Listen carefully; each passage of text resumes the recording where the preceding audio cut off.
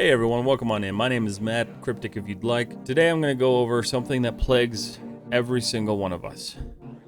UV mapping. I most likely, like you, find the process of UV mapping to be tedious, time-consuming, and just kind of painful. If you're new to this and you're here to learn UV mapping, buckle up. I do want to state that I don't enjoy UV mapping. I never have, I never will. It's probably still one of my least favorite processes in my entire workflow, but it's something you should know and you really have to know if you want to be successful in doing anything in 3D. I do try to find new ways to do this, and I am not 100% the best at this yet, but I figured I'd make this video to show people, A, how I do it, and give you a little bit of an overview on how UVs work and really what you're going to be doing with them. Okay, so when we're starting this, we're going to be looking at the basics. We're going to look at the basic shapes and kind of how their UVs function and what they look like. If you're not familiar with the UV editor, it's part of the Maya modeling toolset. So if you go up here, you hit UV editor. It's going to open up in its own separate window. It's also going to be empty. There are two ways of doing this. You can open it up this way, or if you want to, you can do a split and then change this view to UV editor. And you can work on your objects side by side. That's what I'm going to be doing for this tutorial because obviously it doesn't make sense to record multiple monitors. But let's take a look at this. So we're going to create ourselves just a nice little cone. Very simple cone. This is the cone. This is the cone's UV. The cone doesn't have actual faces on the bottom of it like, say, a cylinder. So it's going to look a little bit different. It's just a closed off face that doesn't have any information on it. But when we look at this, you get the general idea. Now, one thing that's important to realize about this is each object has its own basically set of UVs and its own way of working with UVs. So if we create a cylinder here, you can see the cylinder is much different because we have two closed off faces as well as an entire roundabout. You can see exactly kind of how that looks like laid out. Think of it back to when you were in elementary school, right? How we all used to take the cross piece of paper that had the lines on it and we would fold it until it makes a cube. This is that same concept. So in reality, if you were to take this cylinder and unfold it, this is what it looks like flat.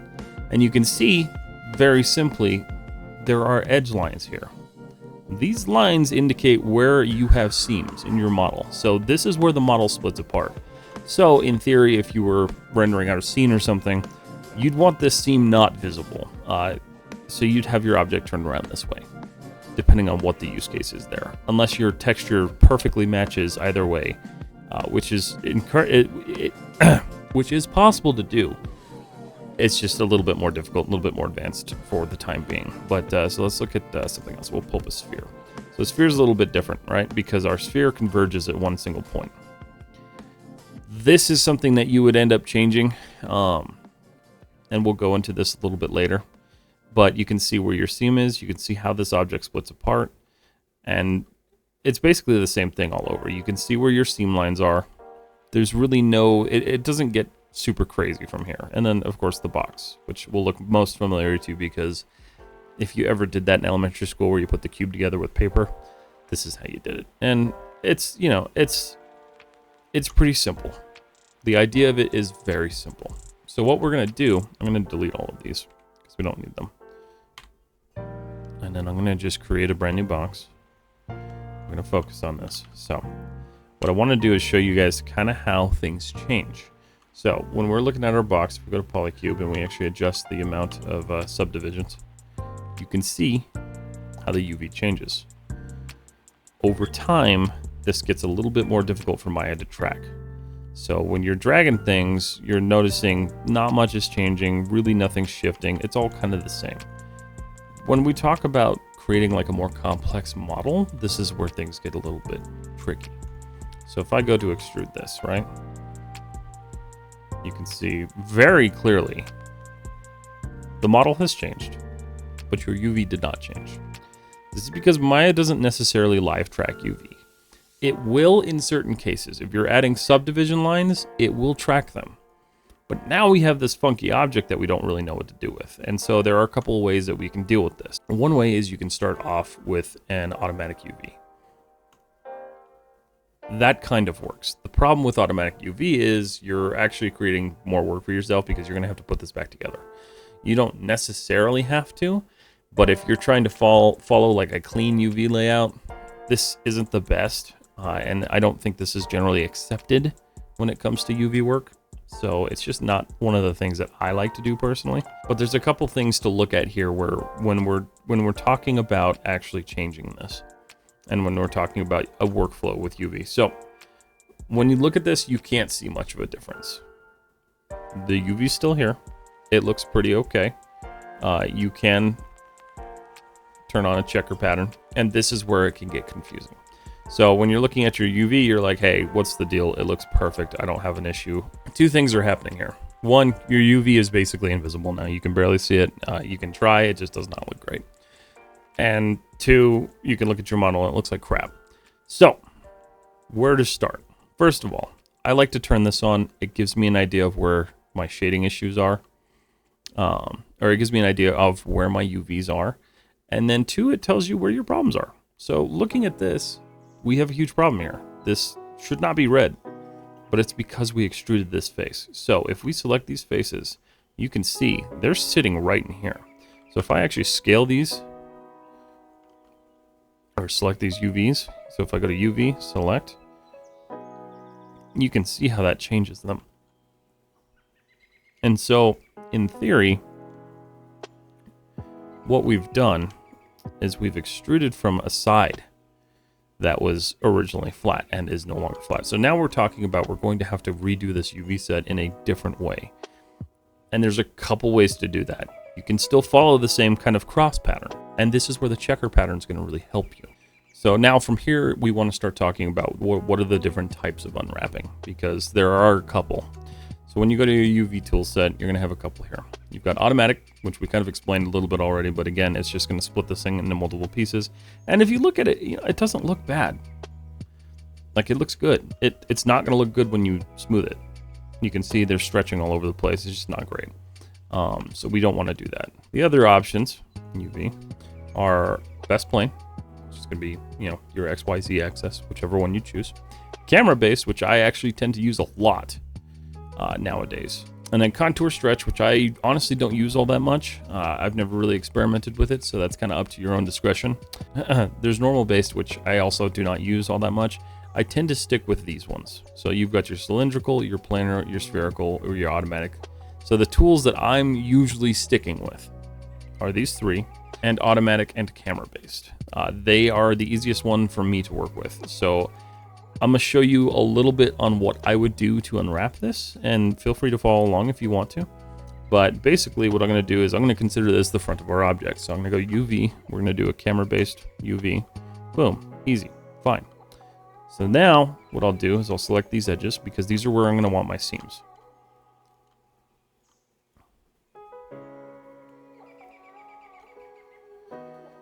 And we have to think of this in a way of like, how do we want this to actually unwrap? Because if we unwrap that, if we just cut those seams and we unwrap it, it's going to kind of, I'll show you, it's going to just do a terrible looking thing. So we're going to go to edit, cut, so cut. And we'll select our UVs here. And I'm just right clicking and hitting select UV, selecting all my UVs. And then what I'll do is I'll go to modify and unfold.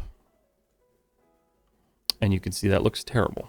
That did not do what we wanted to do. It's now overlapping into multiple areas. It's awful. This is not what we wanted. So we're going to Control Z that. So now we have to talk about how is this going to cut. So I like to tend to look at this way. So I'll select these outer edges.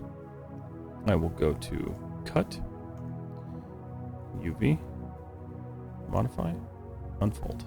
You can see we get a much cleaner object. And again, don't worry about the fact that it's creating more UV tiles. We are still gonna, you can still scale and move this and it'll get rid of that issue. But here you go. This is a much cleaner, much better way of doing this. You have one solid UV. You're not gonna have a whole lot of stretching everywhere. And this is where you can start working with this again. So if we're talking about saying to add subdivisions to this, we can go to Mesh Tools, Insert Edge Loop, and you can watch kind of in real time as this updates. And we'll just add some support edge loops here to the edges.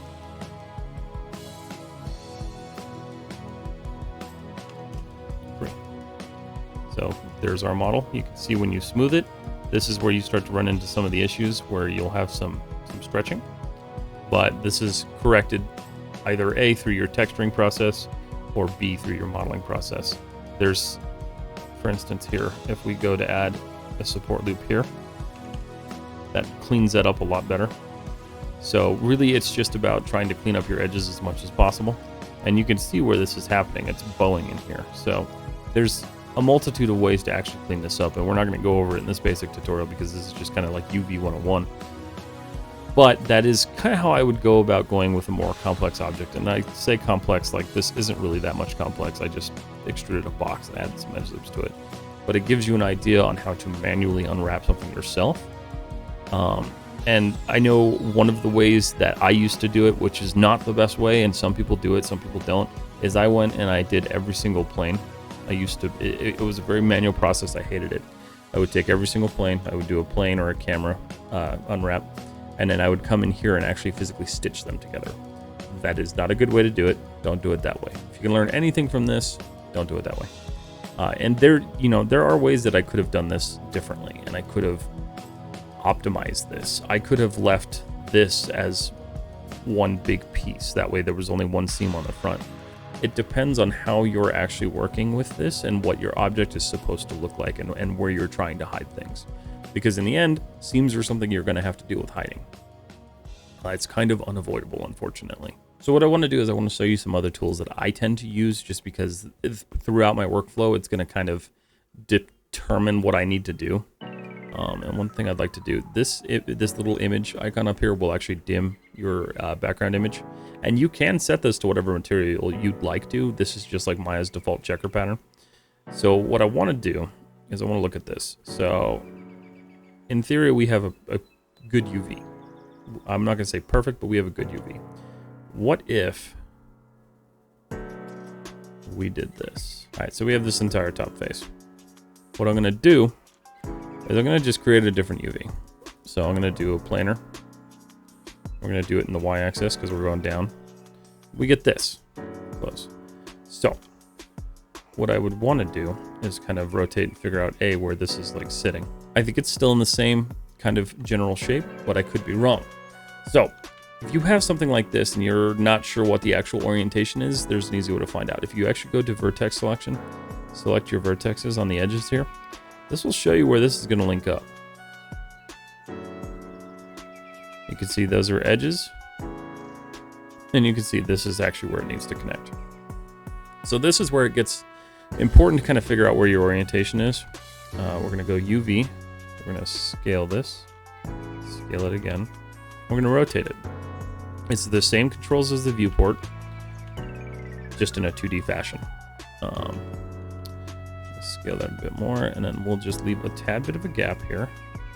And this is where this comes in handy. So, we've selected this, and somehow I missed a face there. So you notice that we've got this hole, which means seams, which means errors in our texture. I'm going to select these. I'm going to go cut, sew, merge. This allows us to merge these. You can also sew it, which will sew the entire path. Oops. I just prefer to just go through and do this way because usually it works pretty standard.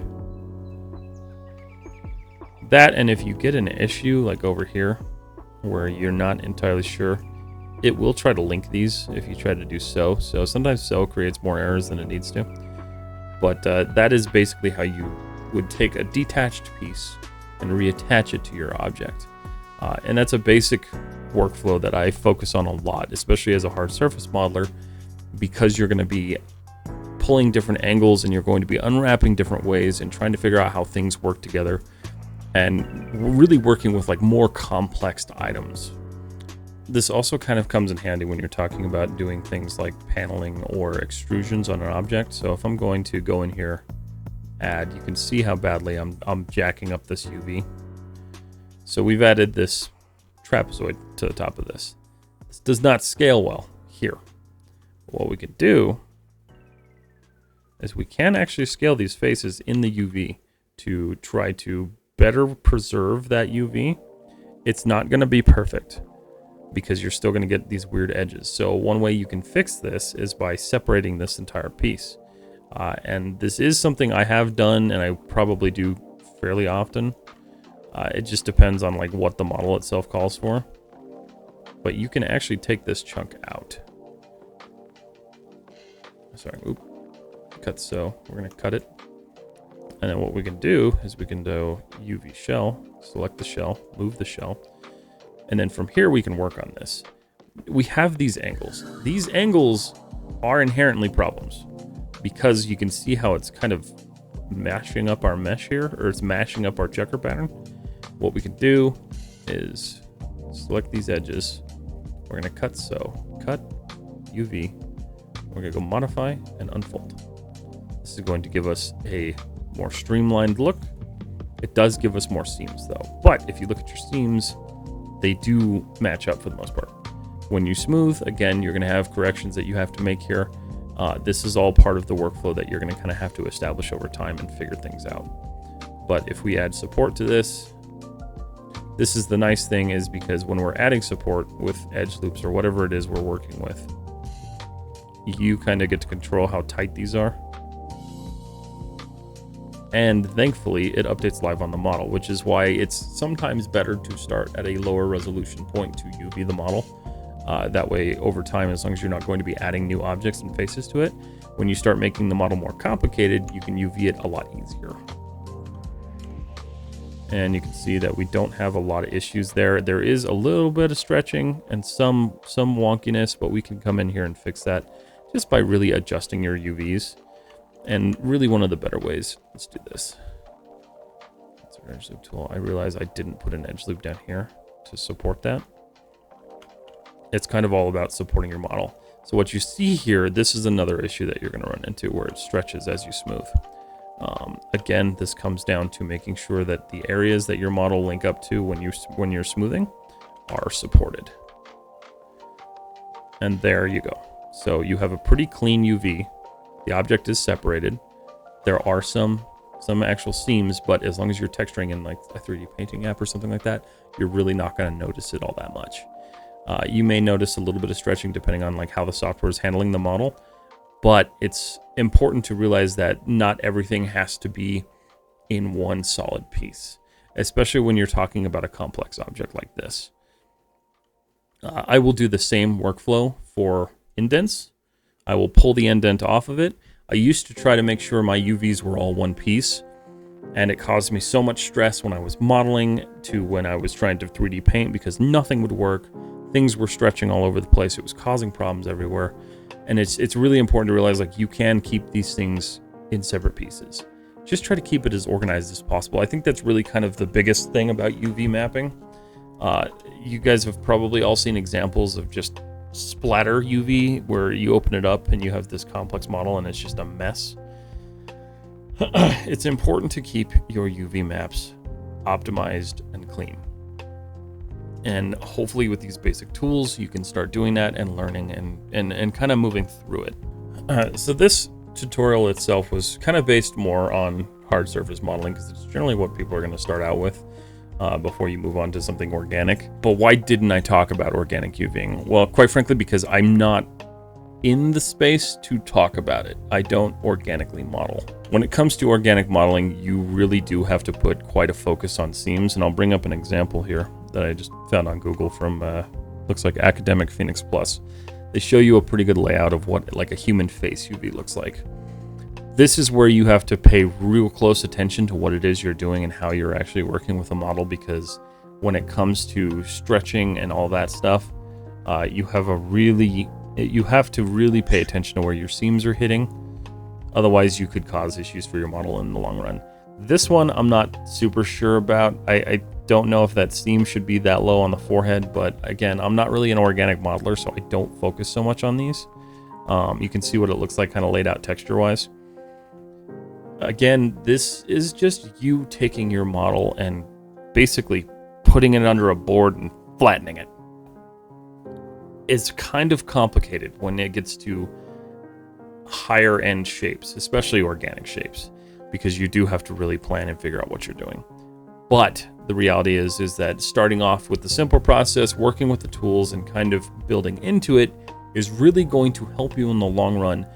Because once you understand the technical skills on it, then you can kind of put your artistic skills into it and establish what it is you need to do to actually get your model into a usable state where your textures look good, your renders look good, and things are just flowing nicely. I hope you found this information in this video helpful. These concepts kind of merge across multiple 3D apps.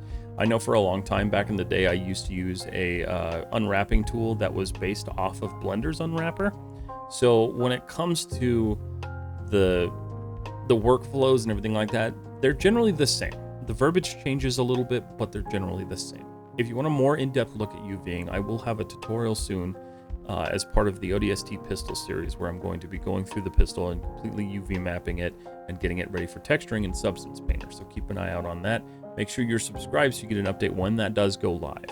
If you have any questions, feel free to leave them in the comments. I'll answer them as best as I can. I know this didn't really go over organic UVing. Again, I didn't want to speak to something I don't know that much about. When I build the skill for it, I will do another tutorial on it. It's just right now I'm focusing more heavy set on my hard surface modeling because this is generally where I focus myself and my art. But as always, thank you so much for watching. If you haven't yet, like and subscribe, and I will see you all in the next video.